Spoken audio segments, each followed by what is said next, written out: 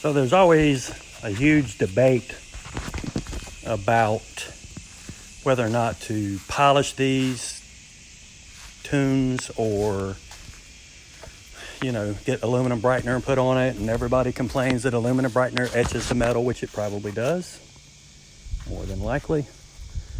But I'll tell you what, in 15 minutes, when you go from that over there to this right here, I don't care. Don't care. This was 15 minutes. You can etch it all you want to. And that's still, I'm probably gonna do another coat. That's just right in there. Look at this side. So I'll do another video when I'm completely done, but I'm gonna do the other side one more time just to get any extra stuff.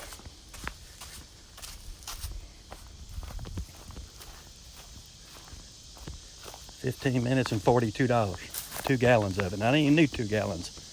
A gallon probably do the whole boat. So there you go. We gone.